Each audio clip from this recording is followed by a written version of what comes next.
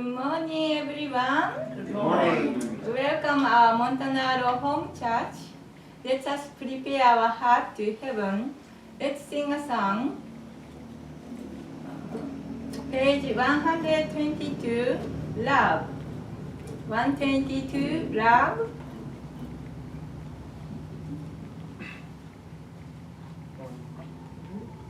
Love, love, love, love. Love is a power to draw together. Love your neighbor as your brother. Love, love, love, love. Joy, joy, joy, joy. Joy is the purpose of our lives. Let us fancy for our Father. Joy, joy, joy, joy. Peace, peace, peace, peace. Peace is the hope of all mankind. Let us learn to free our brothers. Peace, peace, peace, peace. Love, love, love, love. Love is a power to draw together. Love your neighbor as your brother. Love your neighbor as your brother. Joy, joy, joy, joy. Joy is the purpose of our lives. Let us just before our Father. Joy, joy, joy, joy. Peace, peace, peace, peace. Peace is the home of all mankind. Let us work to free our brothers. Peace, peace, peace, peace, our brothers. Peace, peace, peace, peace. Peace, peace, peace, peace. Peace, peace, peace, peace.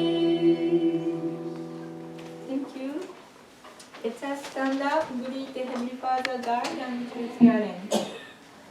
Today is Sunday morning, September 1st, 2019. Let us bow. Hyunbae. Hello. Join me in prayer. 살아계시는 하나님 아버지 참부모님 안녕하십니까? Our precious Heavenly Father God and to parents, good morning. We are so grateful to coming in front of you. Today is the beginning of September. We can feel the air is a little bit cool and we can feel the beginning of the autumn. Leaf is color is changing, green to yellow, orange, and deep color of red, and breeze is more kind of dried and very fresh.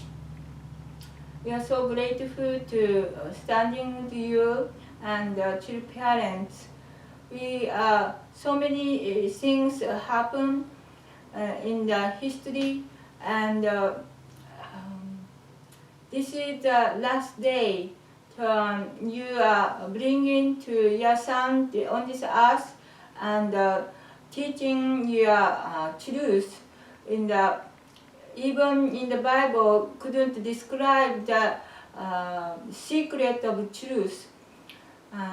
He is discovered and he is received the liberation and understood the most important things. That you giving the true love to the all children can rejoice and love each other and forever and ever. But through that we know the love is breaking down because of the we couldn't understand your love, how powerful it is, but we couldn't wait, and we messed up. And the history you can see, there are so many disaster and suffering. You can see that. Even now, the many country, you can see the divided country and left and right, and so many confusion and no peace. He brought the truth was with freedom to choose to accept or not. That's also hard. Yeah, providence prolonged so long time because of that we had the freedom to choose good or evil. Heavenly Father, you are waiting for this day to bring your Son to proclaim your victory with your love and your blessing. Please guide us, listen carefully your message coming from the pastor, and guide us to really understand and humbly received, and we can put in the back of mind and in the daily life, and we can practice your truth, and we can keep our purity of heart and loving you, loving our Messiah. Please guide us. Thank you very much. We are grateful to start a new month and new week. Please bless this month and this week. Thank you very much. I report in the name of Raman and Tamiko Montanaro, blessed Central Family. Aju, Amen. Thank you. Please sit it and welcome our Pastor Montanaro. Welcome.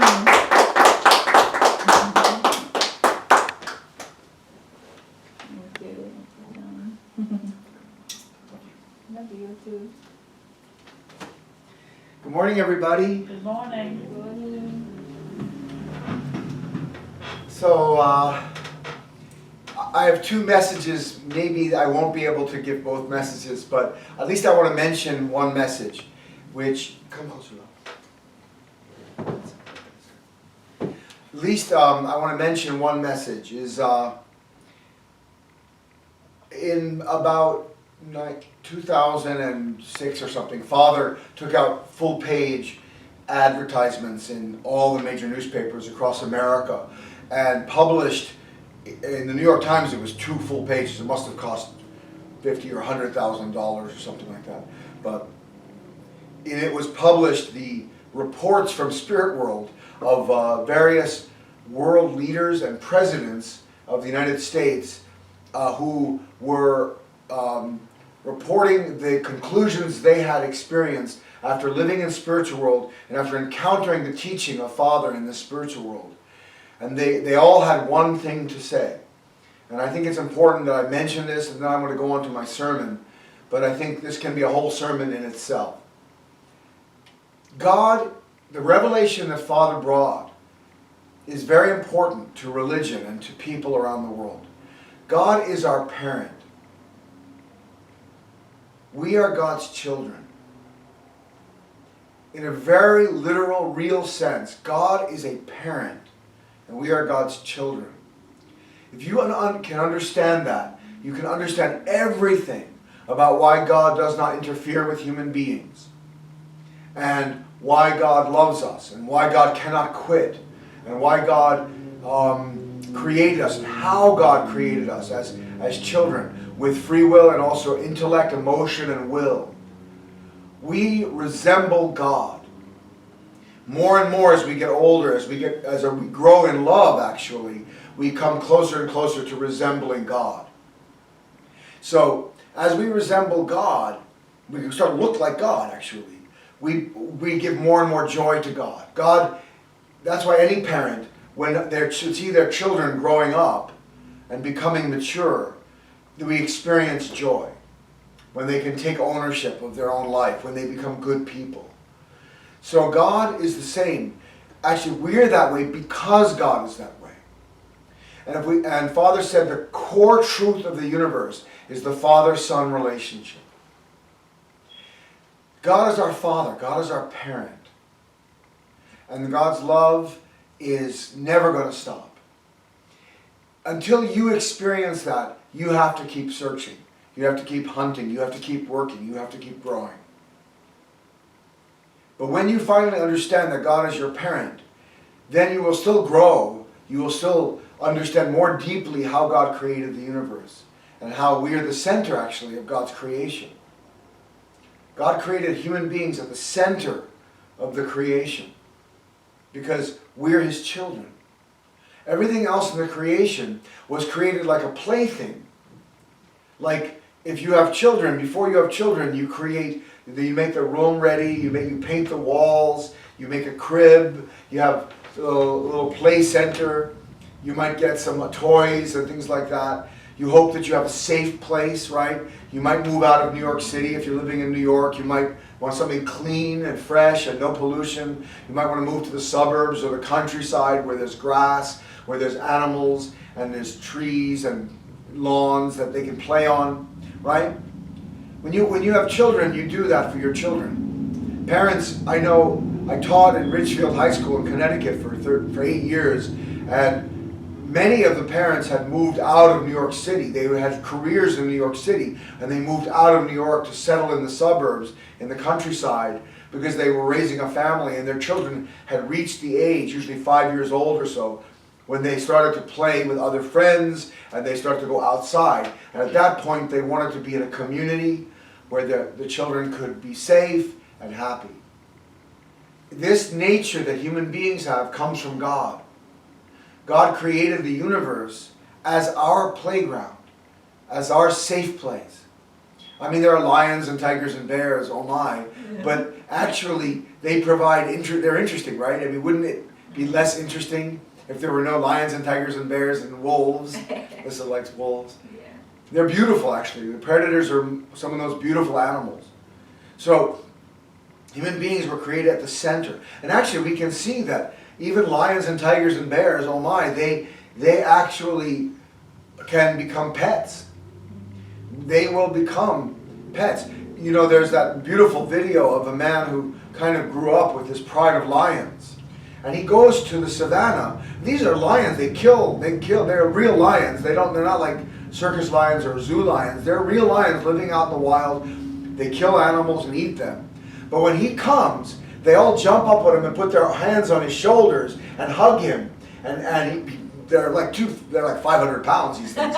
So they're really hard to hold on to. He has to really work hard to not fall down. But they all play with him, and then he goes and lies down and sleeps with them, and it's amazing to watch. And this shows that human beings really are the center of God's creation. That we're the lords of creation. My next point ties in with this. And this is the main sermon I'd like to give today. I wanted to give you a testimony, a story about our true Father. Father passed away in 2012, so now that's 7 years ago. And we just had the anniversary, actually, of his passing 7 years ago. And for many, many people now, they will never have the opportunity to meet Father. They will never have the opportunity to meet the second coming of Christ in person. Oma and I had the opportunity not only to meet Father, to meet the second coming of Christ in person, but He chose us for each other. He matched us. So we're very honored to be chosen as a couple by Father directly. And there are miracles around that story too, which I can tell another time. I've told them in some of my sermons. I want to tell you a story that I didn't experience directly, but was told me by Beverly Burned, who is a wonderful older sister in our movement, who taught me Divine Principle 40 years ago, 39 years ago. At the end of the workshop, we had a whole day where actually they told about Father's life. They gave the story of Father's life and how, the sufferings he'd been through and the struggles he'd been through to bring the principle and to teach the principle. Very much like Jesus, Father was persecuted so much in his life and imprisoned and tortured many times. So, this is a very important part of the testimony about Father's life. But I want to focus on something else. when Beverly was a young member, she joined about 1971, I think. She was the first member to join, I think, from Boston. So she's a New England member, probably one of the first members to join in New England. And her birth name was Howe, Beverly Howe. And my good friend George Howe is living still in the Boston area. That's her brother. He also joined. Also, her parents joined. And she tells a very funny story of meeting Father. Father took her and her parents out to dinner. And just her and her father and mother and father. That's it. And this is pretty amazing, right? To have dinner with Father, And he was loving this couple and this young woman that had joined his movement in America. And she was so blown away by having dinner with the Messiah, having dinner with the second coming of Christ. She remembered nothing about the evening, nothing. The only one thing she could remember was that at one point she had been, mushrooms are very slippery when they cook. At one point she was cutting a mushroom, or her mother or father, I think it was her, and the mushroom flew off her plate. And she watched it in slow motion as it landed in Father's lap. And terror, she thought, just terror, That's the only thing she could remember for years. And then one day Father, she was at, at East Garden or something, one of the places that Father was living. And Father was sitting around a table with the leaders. And then Father turned to everyone and told the entire story of meeting with Beverly and her parents and the restaurant and everything they talked about and everything the parents had said. He remembered the entire evening. Wow. Beverly was blown away because in the interim between 1972 or whenever this dinner was and the time that Father was talking, Father he had spoken in 21 cities. He'd spoken in 32 city tour. He'd spoken at Madison Square Garden. He'd spoken at Yankee Stadium. He'd spoken at Washington Monument in front of 300,000 people.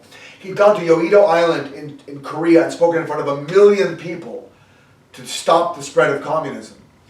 He had, matched and blessed the 1,800 couples in 1975.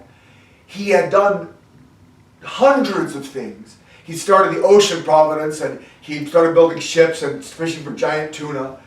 He'd done all these things and met thousands of people. Thousands of people. And he remembered every detail of how Father had given them dinner, and everything. And he didn't say anything about the mushroom, I think. So it just shows how amazing Father is. His mind is so clear and so beautiful. And she felt that was a gift, that Father gave her a gift. It was like he gave her back the evening. She was too immature to understand, to experience it completely at that time. But when Father told the story, she felt like Father gave a gift back to her. But that's not the story I want to tell you, actually. I want to tell you another story that Beverly told us. She said, because she was one of the early members, she was asked to come to Pasadena, California, where Father was preparing, I think, to speak in Pasadena. And there's a house there, the Pasadena house, and there was a kitchen, and Father was staying there, and Father was going to have dinner there that night. And so the sisters in the house were all getting ready a beautiful dinner for Father. And they were preparing all kinds of dishes, and in Korean, the word panchan means half plate. They're the little plates that come out and that sit in the middle of the table. If you've ever had a Korean dinner, there's lots of, especially the more expensive the dinner, the more special the occasion, the more of these little plates there are, and soups and special dishes and bulgogi, and bibimbap, and my daughter's rolling her eyes and she just loves this food. Anyway, they were going to prepare a feast like this for Father. And Beverly's job was to cut the vegetables for one of the dishes. And another sister was washing the rice. I don't know if you've ever seen someone wash rice. White rice it has starch on the outside of the grains. So if you don't wash the raw rice, the starch makes the rice stick together too much, kind of glue. So you wash the rice. Usually you wash it and the water becomes cloudy and you pour out the cloudy water and you rinse it again. You rinse it, you don't wash it, you rinse it. And then you pour it out again. Also you're looking for rocks, any possible stones, or, any blackened things like this. Well, Beverly was cutting the vegetables and she's not very good as a cook. She is not a very good cook. So she's going very slowly. She's looking over at this sister who's washing the rice. And she's getting more and more angry because this sister is taking forever to wash the rice. She's washing it and pouring it out. And she seems to be going through it like grain by grain. Washing it like grain. She's thinking, Beverly's frustrated, and in her head she's getting more and more angry and frustrated, and she's sending all this, she has this strong energy, like, why doesn't she come and help me? She can finish the rice. It doesn't take that long to wash rice, and she can come and help me. She's good at cooking. She can wash the rice. She can help me cut these vegetables. Anyway, Beverly didn't think about it anymore after that. The rice got finished, and Beverly was asked to serve. So she was bringing the food out for Father from the kitchen. So in a Korean meal, everybody gets their own little bowl of rice. And then you have all the panchan, and you reach out with your chopsticks and you take, say, a piece of zucchini or maybe a little piece of meat, and you put it on your rice and you eat it with the rice. And you might have some seaweed, dried seaweed that's been roasted with sesame oil and salt and cut in little rectangles, and you can grab them with your chopsticks and put them on the rice, and you can pinch it and you can eat that too. So it kind of wraps around like a little sushi, So there's different ways of eating. But when Father had all this food in front of him, he took the rice and he started eating the rice, and he said, "The rice is singing to me." The rice is what? Singing. The rice is singing to me, he said. And he ate the whole bowl of rice, and he asked Beverly, "More rice, please." So Beverly goes to the kitchen and gets more rice for Father. And she's thinking, this is very strange. And Father takes the rice and he just eats the whole bowl of rice again. And again he asks Beverly, "Please give me more rice." The rice is singing. And that's all he ate the whole meal. That's all he ate was rice. He didn't touch any of the other vegetables. Nothing. He just ate the rice. By the third bowl of rice, Beverly knew what was going on. She knew that Father was scolding her, actually. That Father was teaching her, your heart is important. The heart you do things with is important. It's okay. So the heart is important. And there are 3 lessons that I learned from this.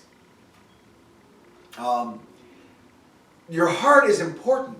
The heart you do something with is important. This sister was pouring her prayer and her love into this rice. She knew she was cooking for Father, and she wanted it to be so special. And she wanted to make sure there was nothing wrong, but more than external, she was really praying while she washed the rice. And that love, Father could feel it. He said, "The rice is singing to me." The second thing I understood is how sensitive Father was. And Father is not supposed to be some special person that we can never understand or get close to. Father is a human being who attained the purpose of creation. He became, like Jesus, a man who understood the heart of God and was living with the heart of God. This is something that I want you to understand. That it's not that we can't do that. It's just that we don't do that. We are caught in a very mundane world, a very external world, and we forget to bring God into our lives. But Father understands every minute that He is God's Son and that God is His Father. And He offers every moment to God. And because of that, His spiritual senses become open. and he can appreciate things that most of us can't appreciate. The third thing that I learned from that story is that objects themselves can carry spiritual power and memory. Objects can have spiritual power and memory. The evil people sometimes try to do this with, evil things. But I don't want to think about that right now. I want to think about the beauty of it. If you had, Father used this example in one of his speeches, if you had a tissue that had been used by St. Francis of Assisi, and you had this cloth that a saint like St. Francis had used, it would have a different feeling. You would not just throw it away. You would not just crumple it up and throw it away, right?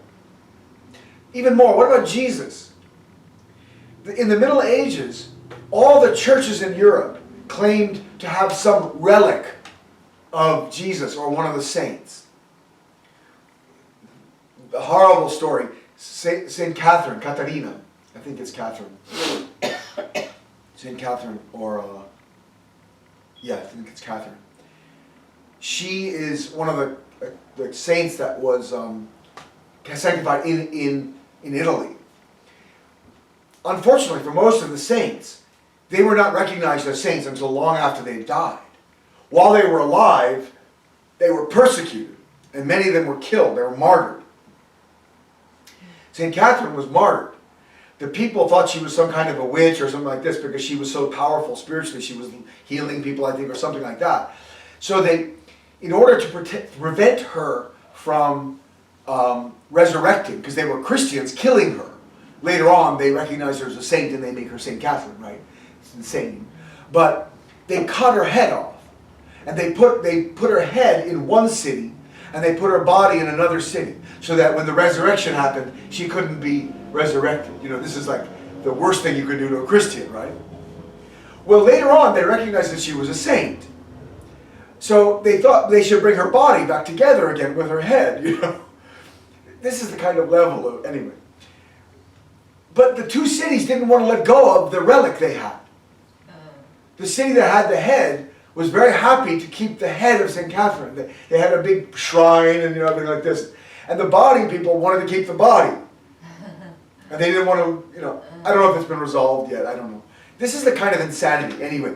But every church had a piece of the cross of Christ. A piece of wood that had come from the cross of Christ. If you added up all the wood, you could build a house. That's how much relics they had. Probably none of these were the real cross of Christ. I don't know. Maybe somebody saved the cross. And maybe the disciples did. Actually, I wouldn't doubt that they might have saved the cross, because of Christ being holy. Maybe they asked the Romans, can we have the cross?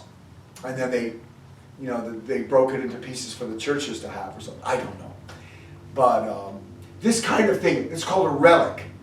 When you have some holy object. The Shroud of Turin is probably the most famous. It's the burial shroud that they claim Christ was buried in. They've done carbon testing on it, and it goes back probably only 600 years, 700 years, so it's probably not the real Shroud of Turin. But it seems very interesting because it's got marks where the blood, where the crown of thorns was around his forehead, and where his hands were, there's blood where his hands were, and where his feet, where the nail went through his feet. All those places where there's blood. And there's a shadow of his whole body where probably the energy of his body burned kind of like a white shadow around so you could see the form of his body actually, and his face. You could see the darkness around his eyes and his nose, mouth, and his hair, and then the blood. So it's very interesting, it's in Torino, in Turin, Italy, and it's called the Shroud of Turin. But these things very macabre and very sort of dark and sort of strange in some ways. But honestly speaking, we do the same thing. Every one of us does. In America, George Washington slept here.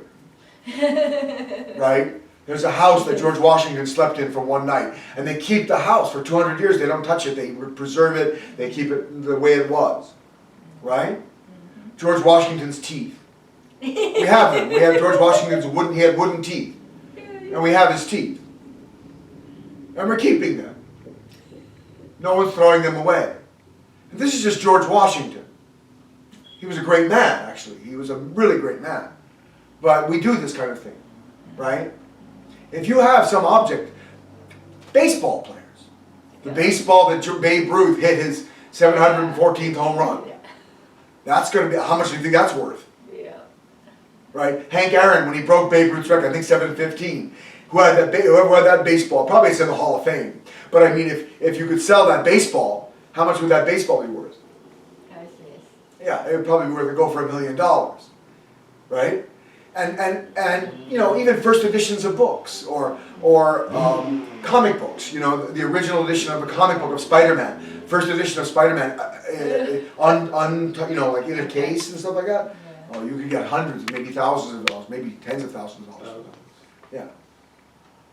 So all of us do this. You know, we find something, you know, an artifact or a relic. What's that? Guitar. Oh yeah, guitars. Jimi Hendrix's guitar that he played the Star Spangled Banner left-handed, right? If you had that guitar, how much do you think that guitar is worth? Right? So these are relics of famous people. They're imbued with energy. If you had that guitar here, you would feel Jimi Hendrix's spirit. When you looked at that guitar, you would feel, whoa, there's Jimi Hendrix's spirit. Because our spirit, and this is the deep point here. Some people think it's just the memory of that person. That, you know, it helps you remember that person. And that's possibly true. But the principle teaches that everything has memory. Think about this. Do animals have memory? Do dogs remember their owners? Yes. Oh, yeah.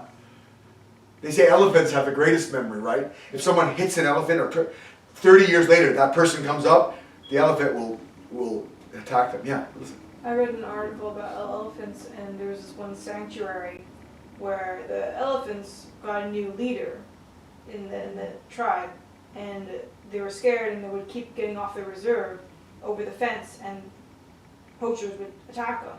And there's one they call Elephant Whisperer, who managed to every day, every morning, come as the elephants stormed across and would calm the elder elephant, which was a female, and would touch them, you know, and touch their horns in their trunk, and this went on for like 20 years. That was his responsibility, was to keep the elephants back.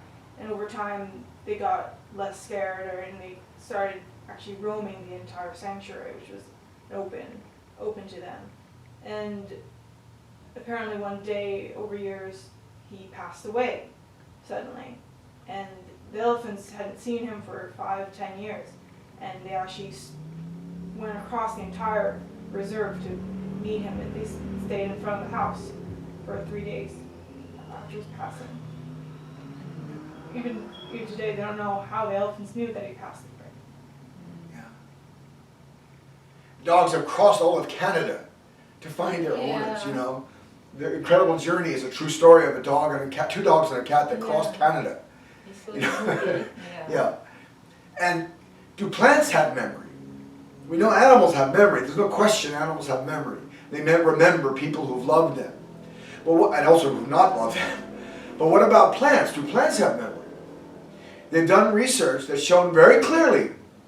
They attached a lie detector. Cleve Baxter wrote a book called The Secret Life of Plants. And he attached a lie detector, which is very sensitive to electrical changes, to the leaves of plants. And he did their various experiments. And, you know, he noticed that plants also are sensitive to each other. If one plant is being hacked to death, the other plants will be freaking out. You know, the lie detector is going crazy. But also, the person that, if he hacked that one plant to death, if he leaves the room, the plants calm down. When he comes in the room again, the plants go crazy. Plants recognize human beings. Well, plants and animals are alive. But how about minerals? How about molecules, atoms, particles, the inorganic matter, energy? Does energy remember love? Or the opposite of love? Hate? Does energy remember? Interesting question, right? The principle says the universe is made out of energy that is guided into forms by Heavenly Father, by God. More and more complex forms. But each level can recognize the level above it as its owner, as its master, as its director. That's why, look at my body moving and my mouth moving as I speak, as I talk to, as I gesture. My brain is made out of molecules, energy. My whole body is made out of molecules, energy. It's just a physical body. But it's expressing deep, complex emotions and thoughts and feelings, right? Yes. Is that my brain doing that? Is the gray matter in my head talking to you? Is my brain talking to you? Yes, baby. My spirit is talking to you through my body. My body is the vehicle, the vessel. That's why animals and plants are sensitive to human beings, because love and the energy of love is felt by every level of the universe, right down to energy. And therefore, if we can say that animals have memory, which is the imprint of love, and plants have memory, the imprint of love, then energy itself has memory, the imprint of love. That's how God created the universe. With His love, He imprinted everything with design, with thought, with emotion, with love. And the energy keeps that form and follows the direction that God gave it. That's why scientists will never be able to discover how we went from a big bang, an explosion of energy, into the millions of forms and complexity that the universe shows now. Love creates memory and imprints itself on matter, on energy. So when a saint or a holy man uses a handkerchief, if Jesus used a piece of cloth to dry his mouth at the Last Supper, say, that piece of cloth would have his energy in it. So the energy of a saint is inside of the objects that they use. And Father, more than a saint, is the second coming of Christ. And so He is very sensitive to this kind of thing. And the energy that this woman was putting in the rice actually was felt by Father. He could feel that the rice had love in it. And that's why He could say, the rice is singing to me. He felt the love. And that gives us a lesson for our lives. How do you live your life? Do you live your life just not caring about the energy you're putting out? Live your life with love. Everything you touch, everything you say, everything you do should be done with love. Because then the energy you're putting out in the universe will be beautiful energy and will help people, will heal people. And the energy that comes back to you will also be beautiful. I'm working in a restaurant, and many of you who've worked in restaurants know that the kitchen can be a very angry place. That the chefs can get very angry, and there's a lot of cursing, a lot of bad energy. I don't think that food is very healthy if it comes out of a kitchen like that. I think it's very important for a chef or cooks to even pray before they cook, and to cook with love. And the music in the kitchen should be beautiful music. And then they should be preparing food with love. I know it's crazy and it's busy and you're yelling at each other, but there's no reason not to have love. Maybe in the future we can have restaurants that are a chain of love restaurants where the food is cooked with love. Because I was young, with cooking or cleaning, and I noticed getting angry, why I have to do everything, and then someday realize, I'm complaining my mind and the heart, and even I looks nice and delicious. Like food or something. Yeah, the taste was same, but putting the content, the heart and the mind and the love is totally different, opposite different. I realized, oh, I can do this in the angry heart, and then same food and same looks same, but internally totally different, you know. And then I realized I want to change. This is so bad. I'm content about feeling and angry feeling and hateful feeling. I don't want to live like that. And then I try to change what I did wrong. And before start cooking or do anything, I had to train. I need to train myself, and then start keeping my peaceful heart, starting doing, and then I can suddenly see that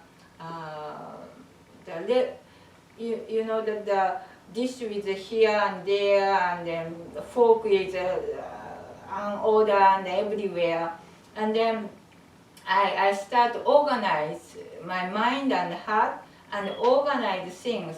You know, fork cutlery put in here, and then putting bowl is here, and then big pot and stuff, fry pan, is we have to put here. And then easy things we can easy clean, put in the sink and then the water, soak it little while, and then start cleaning. Looks, the first came in the kitchen is like a jungle. You know, everything misplaced, and then, you know, feeling like everywhere, happy or angry or everything in the mixing. But I start to organize in the internally and externally followed, and then, you know, start to organize easy things like the putting things and clean things, and then become the clear and beautiful. You know, it took long time to figure it out, but now that I can feel different. That's why we based on the heart and love we can see the order, beautiful order, designed by God. You know, our mind also cloudy. You know, so many ways cloudy in the morning to night, and start organizing, and then good part encouraging myself to be happy and loving and you know, helpful, and then start changing. You know, better character myself, and happy I am. You know. But it took a long time. Probably my kids was see me the angry and the mooning, you know, day so long. That's why now maybe don't recognize, you know. But I really happy now. Even so many stuff I have to dealing with, but I feel the order of love. It's conquer me and a more happy person. Yeah. Yeah. So there's one story that finishes this whole story out. We were staying at the seminary, when I was going to seminary in the early 1990s. We stayed in the house of one of my professors, Dr. Carlson, and he had a Japanese wife, Sachiko, and in fact, I couldn't come to the birth of my second child, and Sachiko went with my wife to the hospital, and actually it was the first time she'd ever seen a baby being born. She had 4 children of her own, but she had never been present at the birth of another child. And so it was a really beautiful experience for her, Sachiko-san. She was an older sister. She was, you know, one of the early members. And one day I was talking with Sachiko-san, and I told her the story that Beverly told me about the rice singing. And she started to cry. and she said that sister was me. She said what? She said that sister in the kitchen was me. She had been told, I think, the father said the rice was singing. So she remembered that night.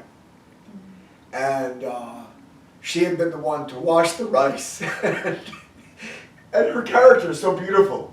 Sachiko-san, such a peaceful, beautiful person, you know. And so it was like shocking that I could finally meet the other side of the story, you know. I knew Beverly's side of the story, but then Sachiko-san told me the rest of the story and everything like that. So Amazing. please remember those three things, okay, in your life. One, objects have memory. Plants have memory. Animals have memory. And of course, human beings have memory. Second thing, the energy you put out in the universe stays there. It is real. The love, the heart you put out is real. So make sure you do things with love, not anger. And finally, please recognize how wonderful Father is. That the second coming of Christ was here. And the ripple effect of Father's life is now being felt around the world. And it will continue to be felt for thousands of years. And as soon as possible, you should come as close as possible to that center. And there are still members alive who spent 30 or 40 years living and working with Father. So you can spend time with them. You can do study. You can pray. And you can have a direct experience with Father. Because even though He died and He's gone to the spiritual world, you can have dreams, you can have visions, you can have a connection, emotional, spiritual connection. And there are over 500 volumes of Father's speeches. Literally thousands of speeches, over 60 years of His life. From the early 1950s right until 2012. All the speeches that He gave were recorded and written down. And if you really want to get deep, learn Korean. And read the speeches in the original language. And then you can really get the heart that Father had. To understand the Korean people, that's another level. If you go to Korea, you will understand what I mean. The Korean people have a deeper understanding of Father. Because they were prepared people, like the Jewish people. The Korean people were prepared people to receive the second coming of Christ. So the language, the culture, still, it's not ideal, it's not perfect, but it has a deep resonance with Father. So when you learn Korean language and culture and you live there, you will begin to appreciate Father more easily, more quickly, more deeply. So I hope that today's sermon can help you in your life and you can become more solid in your life. And thank you so much. Let's say a prayer.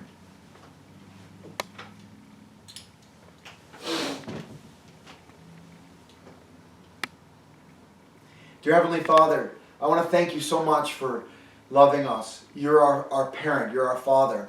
And even though many times we don't know that, we don't understand that, it doesn't change the reality, Father. And it doesn't change the fact that you're suffering and you're crying because we don't recognize you, we don't understand you, we don't listen to you, we don't hear you, and we don't talk to you, Father. Not enough, anyway. So I pray that we can redetermine ourselves, Father, to be your children and to recognize the beauty and the love you put out in this creation. The imprint of love is in everything. Every object was created with love. From a dragonfly to a giant oak tree. Even the dinosaurs were created with love. Everything was created with love, Father. And that love is still in those things. And when we touch things, when we smell a rose, when we see a dragonfly, when we see a butterfly, when we see the sunrise, we can feel the love you put into the creation that you wanted us to feel. I pray that we can take our lives seriously, Father, and overcome the debt of love that we have and become givers of love and second messiahs, Father, and unite with our true parents and Jesus and become messiahs ourselves to help this world. Thank you so much. I ask your blessing and offer this report in the name of Raman and Tamiko Montanaro, blessed central family. 축복 중심 가정 라만과 타미코 몬타나리 이름으로 보고드립니다. 아주. Amen. Thank you, everybody. Thank you.